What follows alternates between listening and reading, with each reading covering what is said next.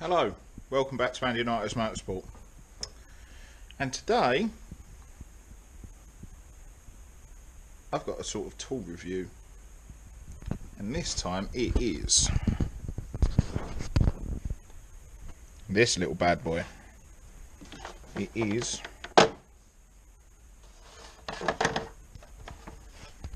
one of them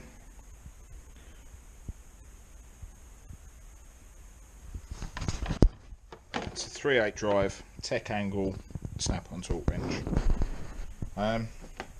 Snap-on man's had it on the truck for quite a while. Obviously it's green, that made me want to buy it, but obviously everyone's got a torque wrench, everyone knows how a torque wrench works. Great, fine. When you're setting up plated diffs, you can do it with a normal clicker. It's easier to do it with a bar type, but you can do it with a clicker, and I've only got a clicker. Now I was looking at buying a like a bar dial type where the bar bends and it's got the little needle and it does its job thing,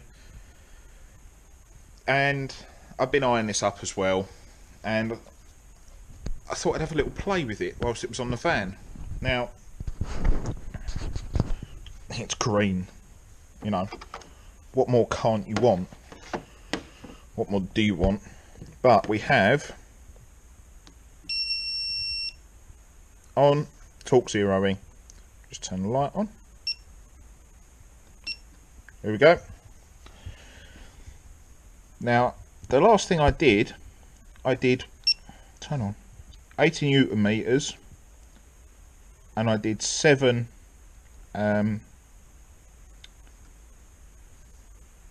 of them. What was the last thing? Oh yeah, I remember. Let's put the flywheel on. You got your battery meter. I wish you'd stay on. This is the first time I've found this issue. Stay on. Battery meter. You've got your torque, the last amount of times that you did it, and I don't know what that is, but if you click the U button, gives you all sorts of things. Click the back button. Here's the advantage with the tech angle.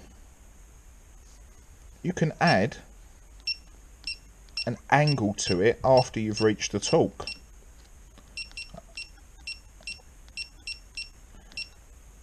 Now I believe it goes up to 180. Let's have a look. 360. Turn it off. So once you've done the torque, it then realises it's reached the torque and will start counting the angle. Now a couple of lads I know who have got this have said, oh, if you do it really slowly, when you start getting towards the end of the angle, it stops working. Okay, I understand it has its downfalls, but as I was saying earlier about the bar type and the clicker type, when you set up a plated diff, you need like a continuous reaction and torque reading. Well, if you don't reach the torque that you specify on this, it gives you a reading of what it goes up to and what it comes back to. So that's fairly easy. That's a bar one and a clicker one. Now I don't think I've got anything here. I can try it on or show you. But when you reach the torque, you've got 3 orange lights, 2 green ones, and if you go too hard, the green ones turn red to let you know you've over torqued it. You can see here, there's 3 little holes. They emit the beepy noise, and the handle vibrates as well. Yes, the handle vibrates. Don't anyone get any ideas with that, but yes, the handle vibrates. And to be honest, it's brilliant. You don't even have to be looking at it. Like the clicker type, where it goes click and you know it's done. Say you're in a noisy environment and you can't hear the click.